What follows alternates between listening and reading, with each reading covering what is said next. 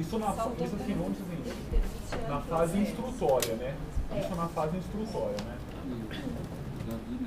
Na fala segundo ponto, após a fase instrutória. O segundo ponto é acesso após a conclusão do procedimento. A ouvidoria mantém, por analogia, a mesma postura de que esse acesso é amplo e restrito. A proposta do Davi, de alteração do artigo 56 da deliberação 111, que depois da conclusão, para qualquer pessoa poderia acessá-la. E até onde eu pude captar, o voto da corregedoria não entra nessa seara.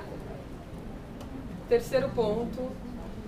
Só uma escola, é restrito, mas ele dá uma possibilidade, acho que a corregedoria de verificar. Sim, não, tá. Tanto no primeiro quanto no segundo ponto, resguardado a hipótese de sigilo. Fundamental. Exatamente, necessariamente fundamentada. Nesse ponto, o acesso após a conclusão, o Davi então acolhe a sugestão da ouvidoria. Exatamente. Exatamente. Com relação, o terceiro ponto diz respeito à sessão de julgamento. E aqui a gente está falando de todas as sessões de julgamento, inclusive de recurso, todas as sessões. Pela proposta da ouvidoria, todos têm acesso às sessões de julgamento. O Davi segue a nossa proposta na íntegra. Pelo que eu compreendi, o voto da corregedora é contrário. Aí a gente passa para o quarto ponto, que diz respeito às decisões de arquivamento das sindicâncias. Pela nossa proposta, todos podem ter acesso à decisão de arquivamento. O Davi não fala especificamente da sindicância, mas fala do PAD, e nesse ponto seria necessário uma mudança de redação para a gente acompanhar a posição defendida pela corregedora na página 104 do voto dela, que prevê que o mesmo procedimento de publicação na íntegra vale tanto para PADs quanto para sindicância. E com relação à decisão final, que é o último ponto, a decisão final de PAD,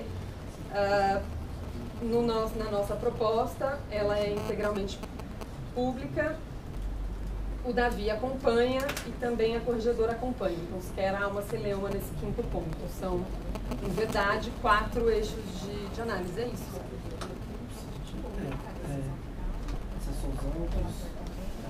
Sessões autos, acesso aos autos após a discussão, sessão de julgamento, decisão de arquivamento da sindicância e decisão final de PAD. E tem o detalhe que o Davi, da publicação os nomes e é isso. Não, a corregedoria contempla isso daí? Nas decisões finais de PAD, sim, tanto da sindicância quanto de PAD, está na página 104 do voto, imediatamente antes de considerações finais. Inclusive com o nome completo. Há uma diferença na proposta da corregedora para o voto do Davi com relação... O Davi prevê que não só a decisão, mas todos os votos sejam publicados. A proposta do relator caminha nesse sentido.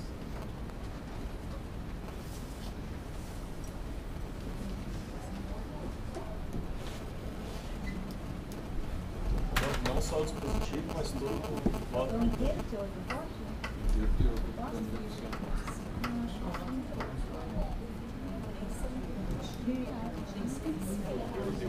Tornar público.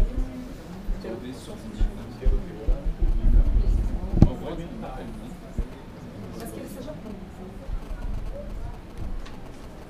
A defensoria que teria que arcar antes da publicação inteira.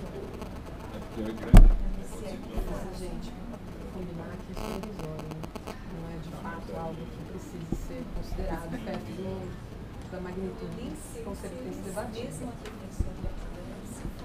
Que a gente publica as emendas, né? E os votos ficam Não, mas independente da gente entrar no ponto a ponto, acho que a Fabiana tinha pedido para elencar para a gente decidir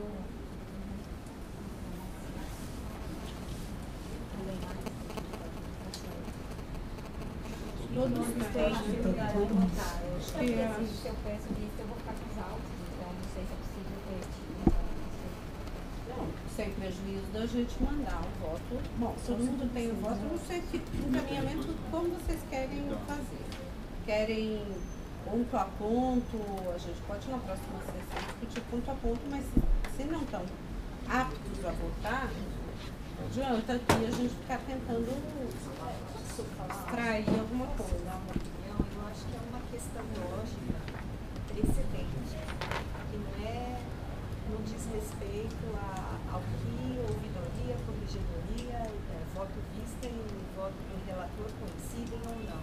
Mas há uma questão do aspecto formal do meu voto que tem que ser analisado antes de se entrar no aspecto material. Sim, que é a impossibilidade do Conselho declarar a inconstitucionalidade da lei. É isso. Eu acho que está bem claro isso, né? Essa é a primeira questão a ser vencida.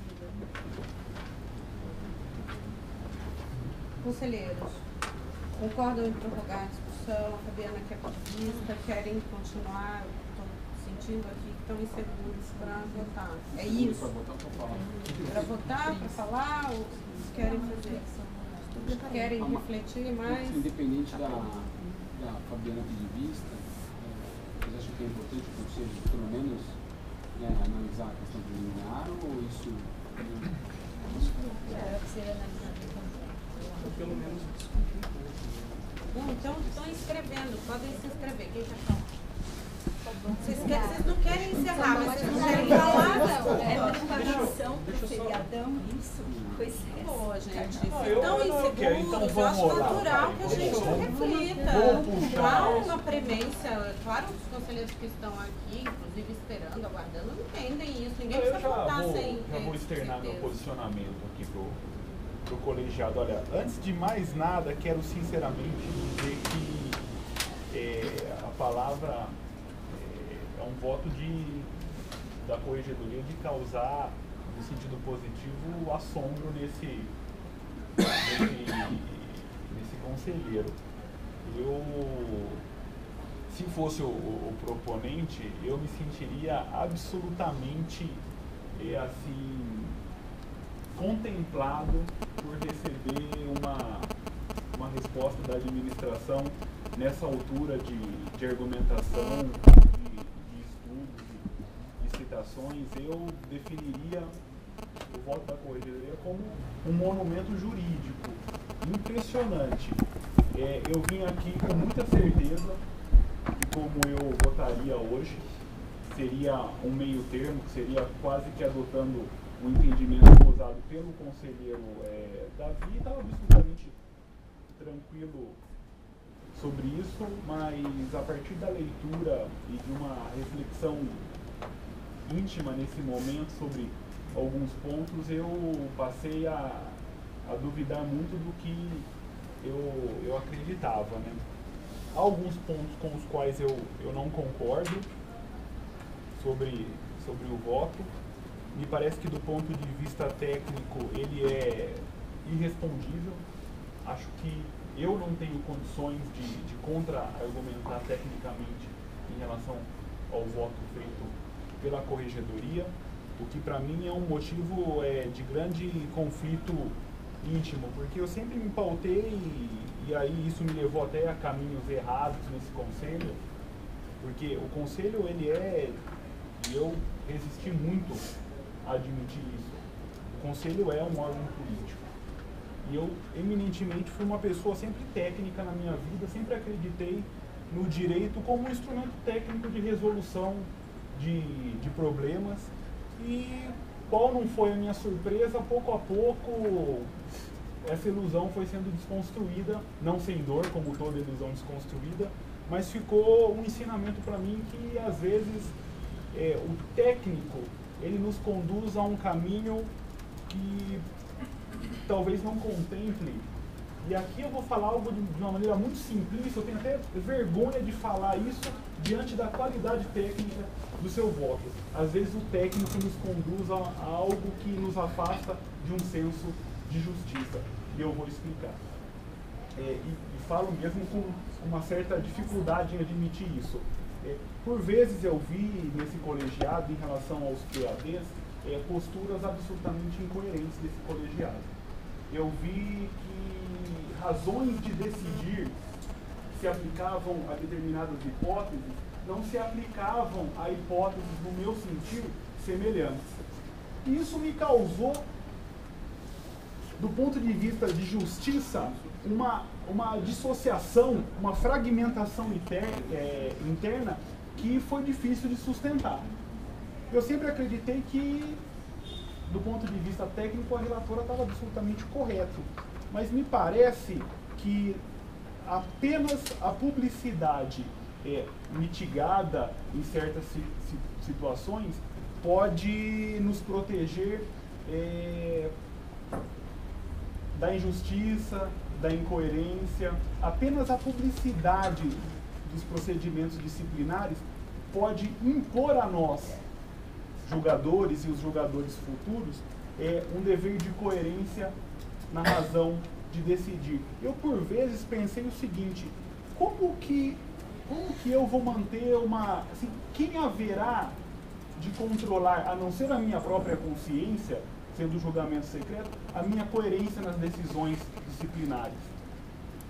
Porque, por vezes, a gente percebe que quando a discussão é aberta, a gente tende a, pelo menos, a seguir um caminho que nós seguimos em distinções diversas, porque a incoerência, quando ela nos é lançada na cara, ela nos dói feito tapa, como se fosse uma fratura moral mesmo.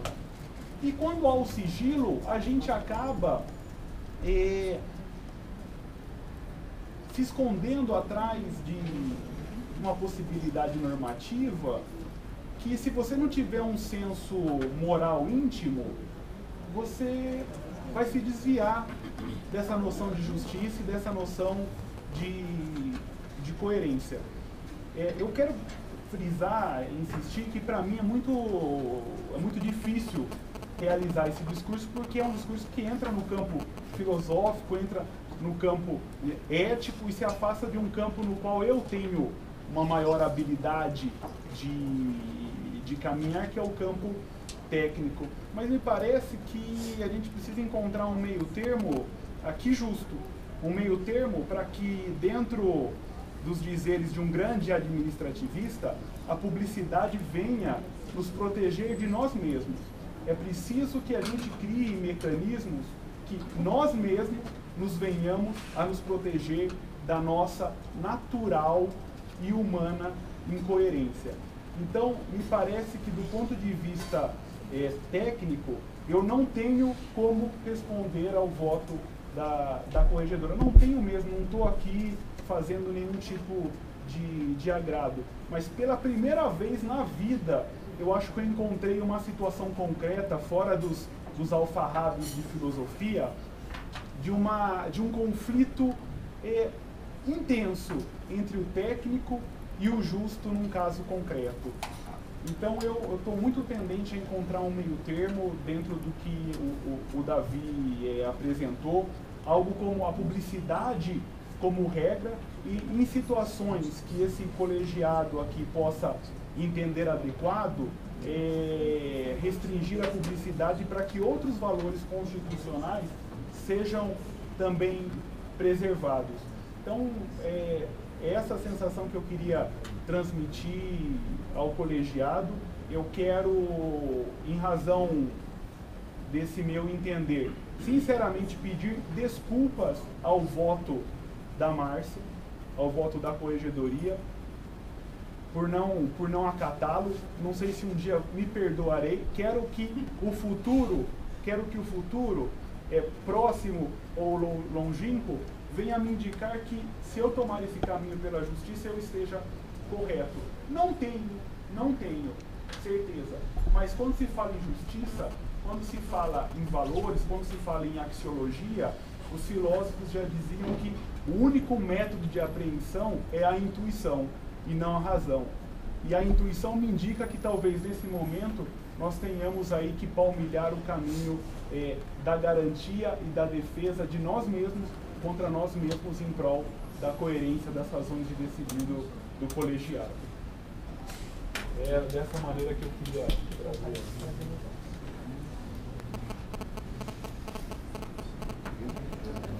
Obrigada, Marcinho.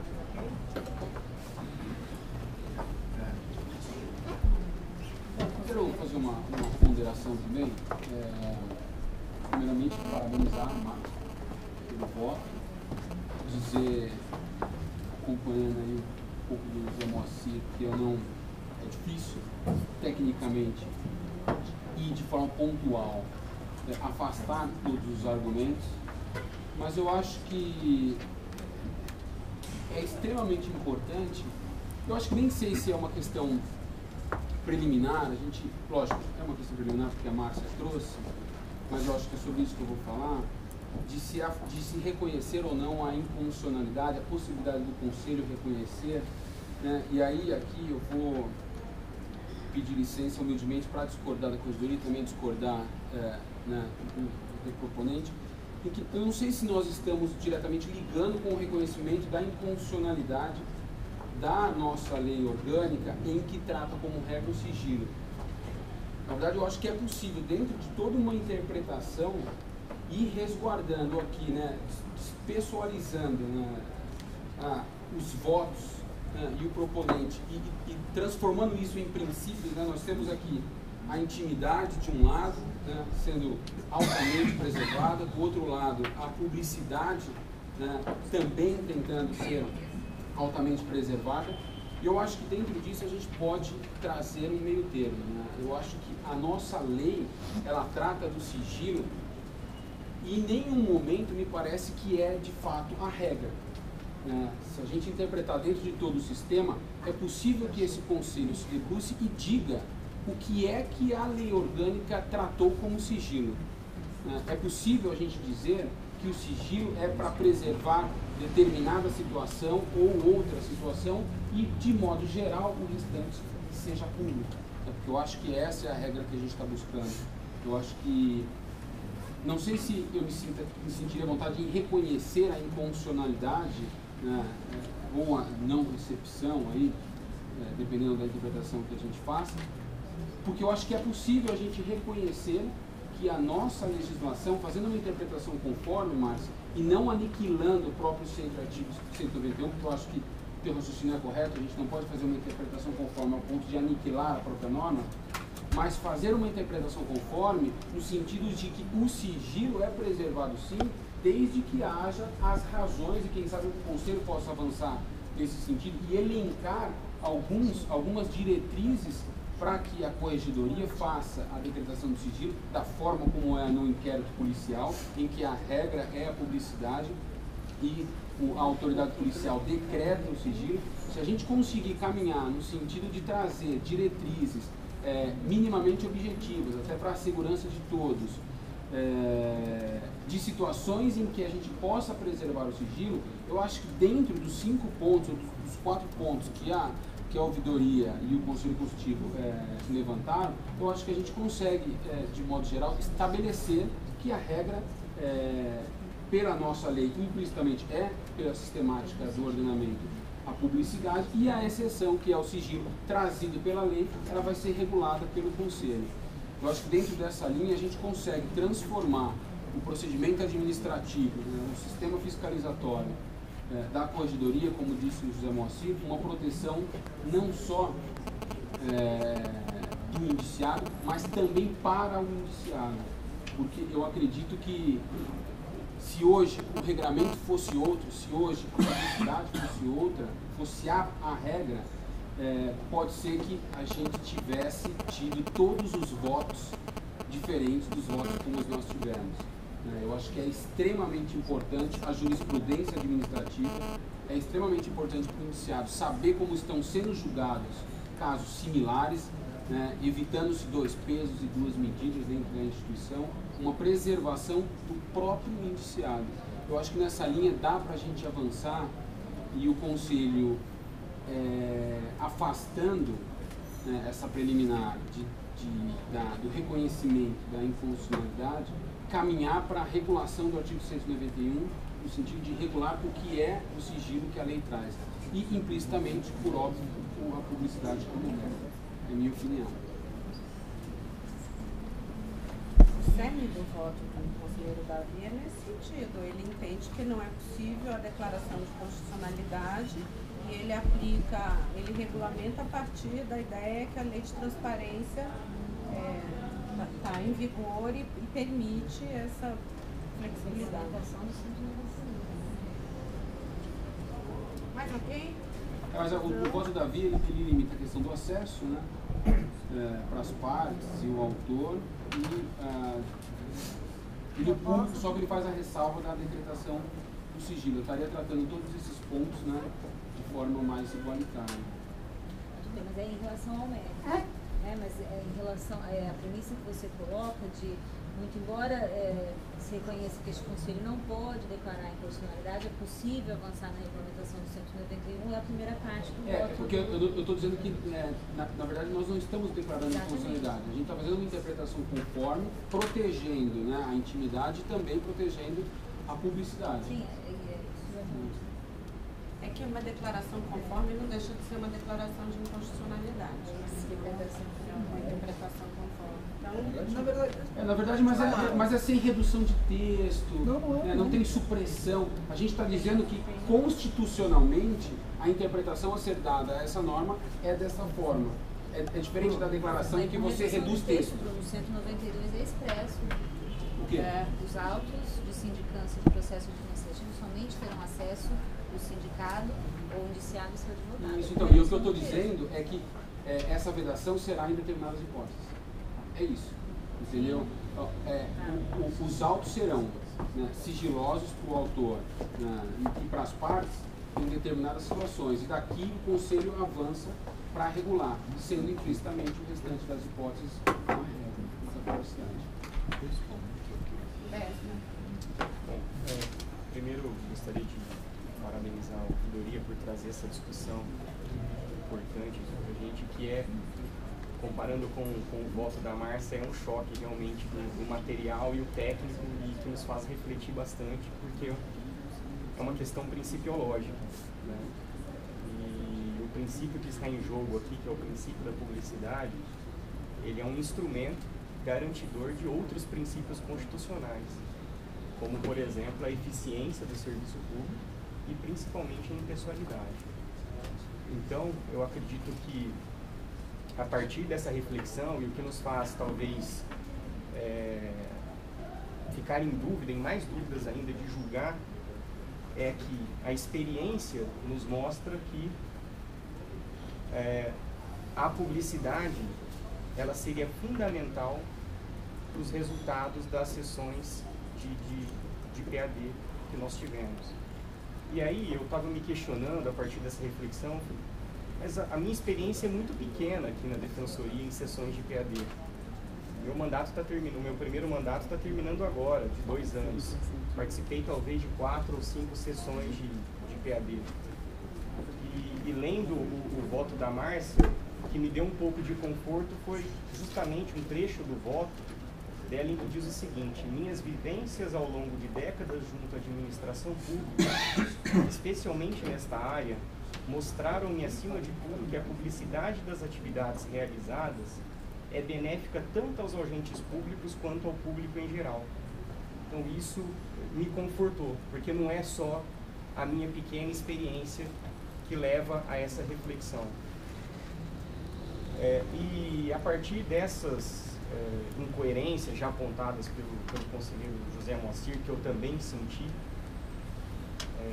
nas sessões de julgamento dos processos disciplinares aqui no âmbito da Defensoria, eu também gostaria de fazer uma reflexão a respeito de outras incoerências com relação ao tratamento distinto que nós vamos dar, que nós estamos dando ao processo disciplinar e a outros processos. Explico. Nós podemos ter um exemplo, citar um exemplo de um caso em que um servidor, pelo mesmo fato, ele responda por um processo criminal e um processo administrativo disciplinar. E o processo penal vai correr com as regras da publicidade e aqui com as regras do sigilo. E além disso, Segunda parte, a própria lei de acesso à informação permite, nesse caso, a decretação do sigilo. não, então, mas ela permite, desde que de forma fundamentada. Dizer que esse seria... Sim, e além disso, o processo disciplinar, ele pode ser revisto judicialmente. E a regra no judiciário não será o sigilo. Então, o final do processo disciplinar não se encerra aqui. Ele se encerra no judiciário. Então, a partir dessas reflexões que eu trago e dessas aparentes incoerências, eu entendo que nós devemos, na linha do que o Bruno Miragaia trouxe, tentar superar, ainda que seja difícil, a questão técnica, porque o fim, me parece que todos nós concordamos, né? E aí fica a seguinte indagação: nós vamos persistir num erro que já foi identificado? E aí a questão que eu coloco é a seguinte: é melhor pecar pelo excesso de publicidade ou pelo excesso de sigilo? Por enquanto, eu tendo a caminhar pelo primeiro.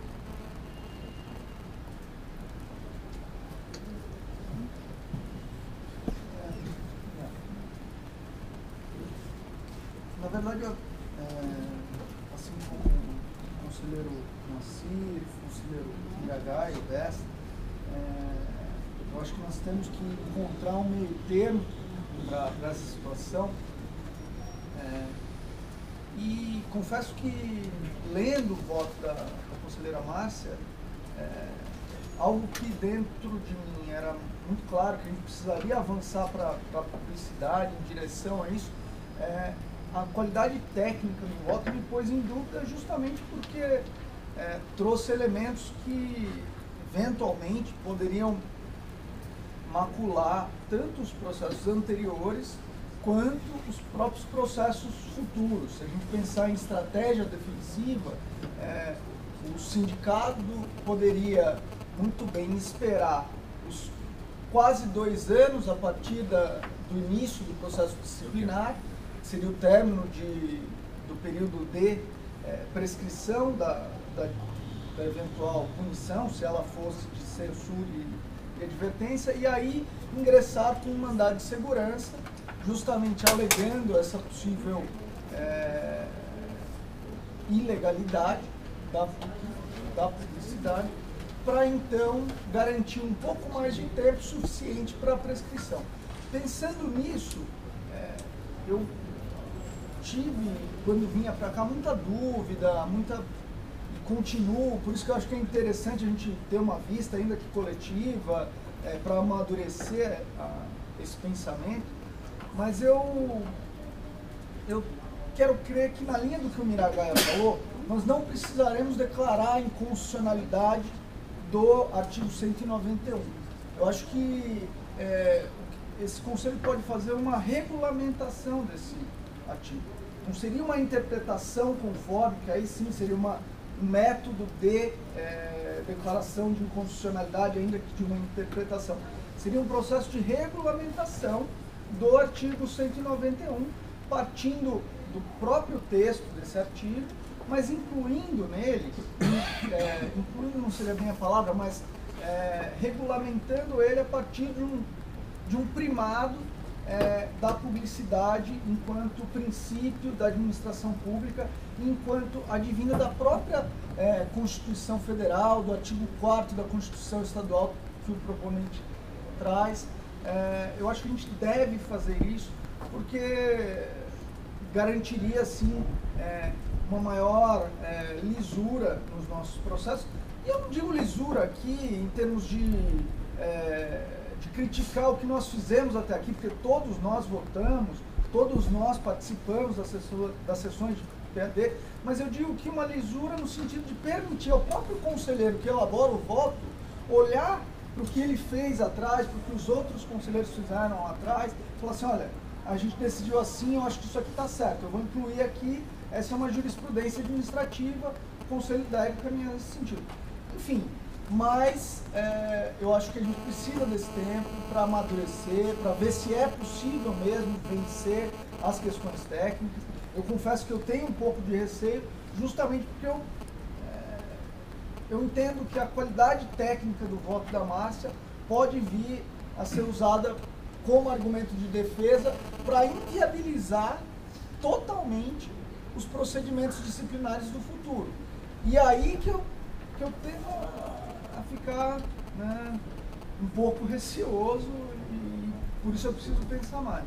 Enfim, mas eu também concordo com o Bessa que a gente, se é para pecar, vamos avançar no sentido contrário. Bom, conselheiros, eu pergunto se preferem ter uma vista coletiva ou prosseguir as discussões para frente, o que me parece que é acho que os conselheiros demonstram querer amadurecer um pouco mais as suas posições, não há problema nenhum, então eu sugiro o prosseguimento das discussões da próxima sessão. É isso? Querem assim? Ok. Tudo bem?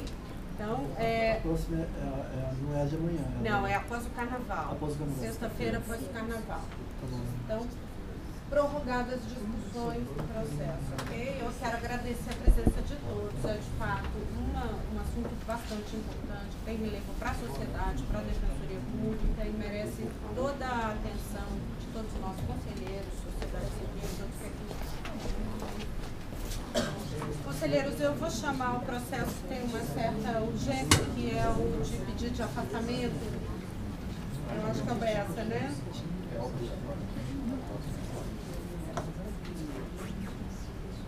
Está com a palavra. É o CSDP 115, Leandro de Castro Gomes, pedido de afastamento para cursar disciplina no curso de mestrado. Conselheiro Bessa, com a palavra, por favor.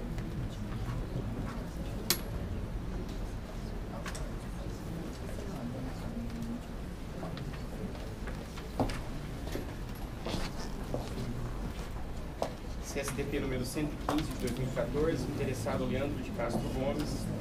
Assunto: pedido de afastamento parcial para cursar as disciplinas de mestrado em Direito na Universidade de São Paulo no período de 18 de fevereiro a 11 de junho de 2014. Excelentíssima senhora Presidente, excelentíssimos senhores conselheiros. Trata-se de pedido de afastamento parcial das atividades ordinárias deduzido pelo Defensor Público Leandro de Castro Gomes para cursar as disciplinas do curso de mestrado junto ao Programa de Pós-Graduação em Direito da Universidade de São Paulo, durante o primeiro semestre de 2014, às terças-feiras, no período de 18 de fevereiro de 2014 a 11 de junho de 2014. Eis que nos semestres vindouros será preciso analisar a grade curricular e a necessidade de novo afastamento. Assevera o interessado que em dezembro de 2013, após processo seletivo que contou com exame de proficiência em língua estrangeira, prova específica de conhecimentos jurídicos e entrevista com orientador, foi aprovado no processo seletivo para ingresso no programa de pós-graduação em Direito da Universidade de São Paulo, com início em 2014, especificamente na área de concentração, Direito Penal e Criminologia, sob orientação do professor doutor Alamiro Veludo Salvador Neto. Afirma ser requisito fundamental para a obtenção do título de mestre, além da apresentação de dissertação de mestrado, o cumprimento mínimo de 40 créditos em horas-aula, o equivalente a 5 disciplinas. Sendo assim, precisa comparecer e ser aprovado em disciplinas escolhidas em comum acordo com o orientador, que precisa avalizar a pré-matrícula. Com efeito, pretende o interessado o deferimento de seu afastamento parcial às terças-feiras durante o período de 18 de fevereiro de 2014 a 11 de junho de 2014, uma vez que está lotado na unidade de Taubaté e dista mais de 100 km da sede da instituição de ensino. E irá cursar 2 disciplinas: Teoria do Bem Jurídico, de 8 às 12 horas, e a segunda matéria, disciplina Teoria Fundamental dos Direitos Humanos, das 17 às 21 horas.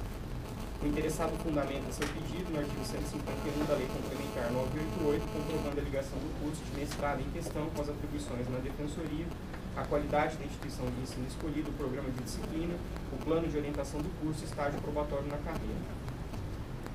Ressalta que os demais requisitos, como os créditos concluídos e o relatório circunstanciado, somente podem ser comprovados a posteriori, já que se referem justamente ao aproveitamento do requerente no programa de pós-graduação. Nesse sentido, se compromete a trazer ao final do semestre letivo comprovante de seu aproveitamento nas disciplinas cursadas e relatórios circunstanciados sobre o curso e sobre a pesquisa realizada.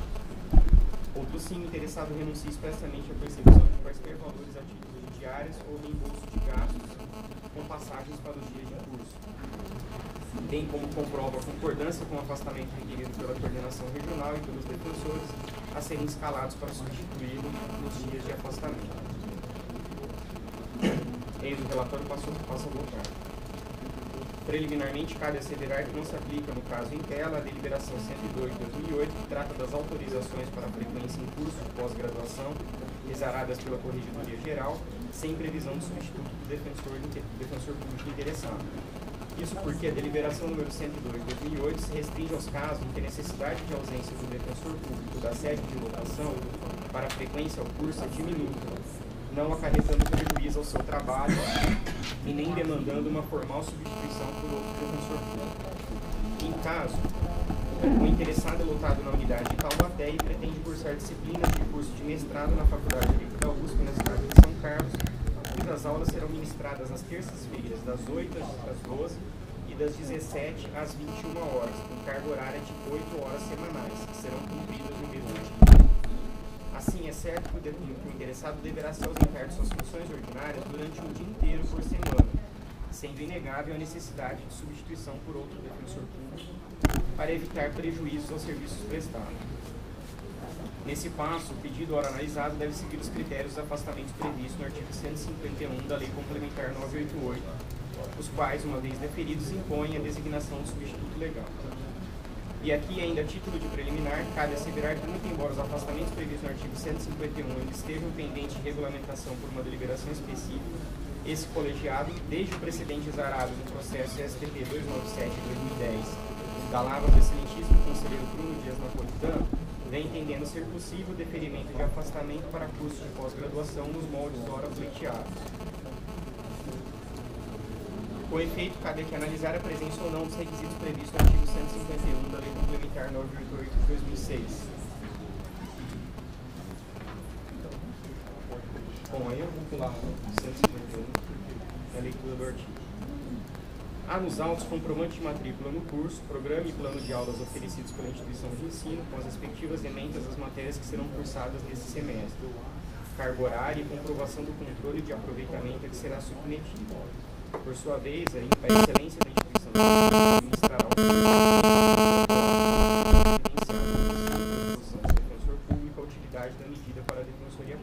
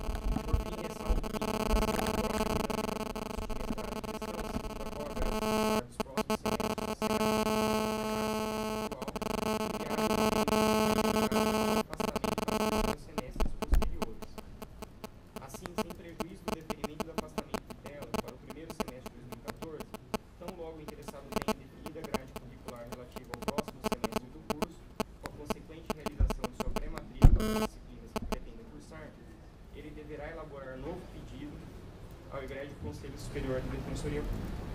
Sendo assim, uma vez preenchidos os requisitos do artigo 151, voto pelo deferimento do pedido de afastamento parcial do interessado para cursar disciplinas do programa de mestrado na Universidade de São Paulo durante o primeiro semestre de 2014, com afastamento todas as terças-feiras, de 18 de fevereiro de 2014 a 11 de junho de 2014, sem prejuízo de sua remuneração e sem concessão de diárias e outras verbas indenizatórias. É como voto.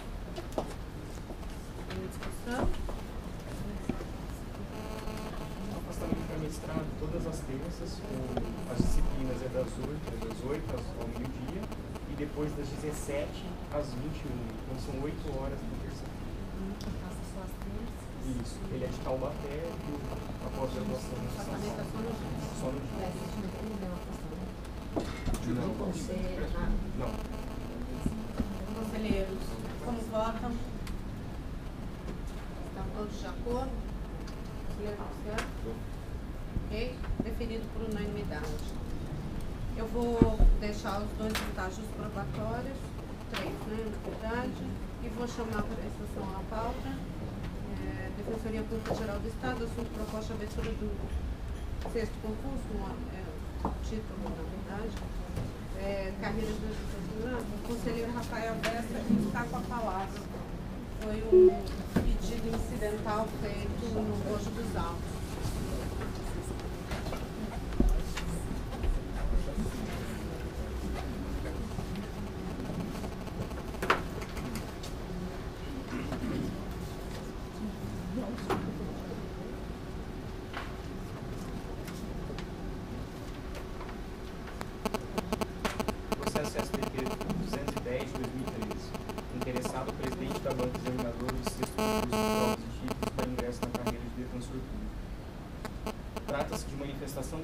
Da banca examinadora do 6º concurso de provas e títulos para ingresso na carreira de defensor público do Estado de São Paulo, contendo pedido de afastamento temporário de suas atividades relacionadas à presidência do concurso, até que o Conselho decida sobre a necessidade ou não de sua desincompatibilização definitiva, em razão do processo eleitoral que se avizinha. Ocorre que o pedido foi elaborado no processo 210 de 2013, que regulamentou a abertura do 6º concurso de ingresso na carreira. No entanto, este colegiado não possui competência originária para deliberar sobre assuntos referentes ao processo eleitoral, como, por exemplo, a elegibilidade de um ou outro candidato, sob pena de supressão de instância. Isso porque, nos termos do artigo 6º caput e artigo 8º, parágrafo 2º da deliberação CSTT, número 242, de 10 de fevereiro de 2012, compete à Comissão Eleitoral a análise das questões controversas e das condições de elegibilidade dos candidatos, cabendo recurso ao Conselho Superior nos termos do artigo 6º, parágrafo único da referida norma. Além disso, o parágrafo 4º do artigo 5º da deliberação 242 de 2012 diz expressamente que os requisitos de elegibilidade serão aferidos no dia da inscrição do candidato, independente de eventual retroação das condições resultantes de promoção. Ou seja, somente será possível a aferição da matéria após a efetiva inscrição do candidato, o que ocorrerá a partir do dia 11 de março de 2014. Sendo assim, neste momento, a partir da manifestação de folhas 543, compete ao colegiado analisar o pedido de afastamento temporário e se a manutenção do atual presidente da banca examinadora do 6º concurso de ingresso na carreira acarretará qualquer prejuízo ou impedimento para a regularidade do concurso público em trâmite. Primeiro, cumpre salientar que nos termos do artigo 31, inciso 17 da Lei Complementar 988, regulamentado pelo artigo 2º, inciso 3º da deliberação CSTT número 10, de 30 de junho de 2006, compete ao Conselho Superior da Defensoria Pública do Estado organizar e dirigir o concurso de ingresso na carreira de defensor público, cabendo-lhe privativamente constituir a banca examinadora. Nesse sentido, houve a concordância deste egrégio do Conselho Superior com a designação do defensor público Dr. Davi Eduardo de Piné Filho, pela sua larga experiência e competência para exercer a presidência da comissão organizadora do 6º concurso para ingresso na carreira de defensor público, conforme deliberado anteriormente em sessão ordinária. As fases do concurso de ingresso ocorreram dentro da normalidade. O exame oral findou na última sexta-feira, dia 21 de fevereiro de 2014, data em que a manifestação de folhas 543 foi protocolada. Portanto, salvo o melhor juízo, não vejo qualquer irregularidade na manutenção da atual presidência do certame em andamento, uma vez que a posse dos novos defensores apenas se realizará após o período eleitoral.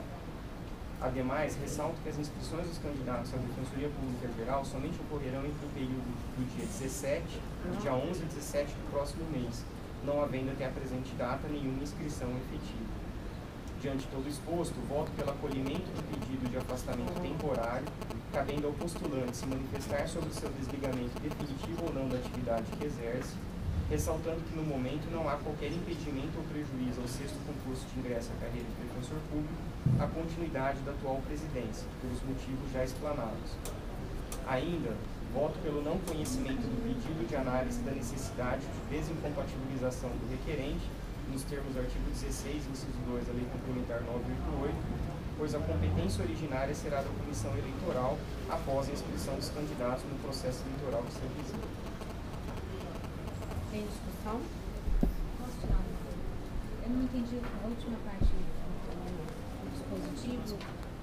Você acolhe, ou você pode ler o segundo parágrafo Ele do fala voto dispositivo pelo acolhimento. final? Vamos fazer um apanhado do contexto pra gente? Tá, então o presidente da banca ele fez um pedido de afastamento temporário, né, da presidência da banca, até que o conselho decida sobre a necessidade de desincompatibilização definitiva, tendo em vista o processo eleitoral. E aí, no último parágrafo do pedido, ele diz que formulou esse pedido visando a regularidade do concurso público e também do processo eleitoral.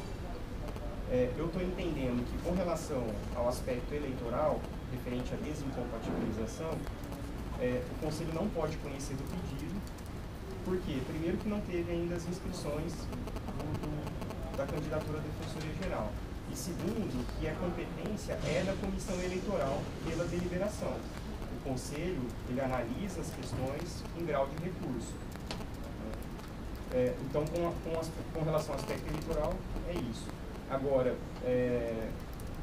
com relação à regularidade do concurso público, eu entendo que não há nenhum impedimento à continuidade do presidente da banca, porque a posse dos novos defensores se dará após o processo eleitoral. E também não há nenhuma inscrição efetiva, até agora, de nenhum candidato a defensor público geral. Então, aí eu estou acolhendo o pedido de afastamento temporário e cabendo ao postulante se manifestar sobre o seu desligamento definitivo ou não da atividade que exerce, ressaltando que no momento não há qualquer impedimento Deixa eu explicar, então. ou prejuízo ou vocês Só, então, muito embora você acolhe o pedido de desligamento de afastamento temporário. Porque assim, o pedido dele é de afastamento temporário. Agora, com relação à continuidade dele, eu não posso forçá-lo, entendeu? A continuar na presidência da banca. O que eu posso dizer como relator do processo de concurso público é: nesse momento não há nenhuma irregularidade ou impedimento ao concurso público a continuidade dele na presidência. Entendi que o pedido é o seguinte. Naquele dia, na sexta-feira, foi levantada essa questão na sessão do Conselho. Os atos em que a presidência participava se encerravam naquela mesma data. E ele sustentava que na semana seguinte, que é essa semana que passou, não haveria qualquer ato por parte da presidência no que diz respeito ao trâmite do concurso. Qualquer ato. Não houve nenhum ato, quer da presidência, quer dos examinadores. Então, ele protocolou naquela sexta-feira, no final da tarde, o pedido pedindo a suspensão durante aquela semana, já que não haveria nenhum ato e, portanto, nenhum prejuízo, até que o Conselho dissesse, e aí vai o pedido dele, se entende que aquela designação para a presidência da banca se assemelha a uma função de confiança ou não, já que esta é uma atividade desempenhada por um defensor público escolhido pelo Conselho Superior. Então, no entendimento do presidente da banca, primeiro, não haveria prejuízo durante aquela semana, se o Conselho não analisasse imediatamente, porque não haveria qualquer ato. Então, poderia esperar uma semana. Segundo, que o Conselho dissesse se há analogia, ou se entende que aquela designação para a presidência é função de confiança. Então, neste ponto, eu entendo que a indagação do presidente da banca não foi respondida pelo Conselho. Não, então, aqui assim, o pedido que foi formalizado por eles é o de afastamento temporário até que o Conselho decida sobre a necessidade de desincompatibilização definitiva. Só que a desincompatibilização é uma condição de elegibilidade. E que quem analisa as condições de elegibilidade é a comissão eleitoral.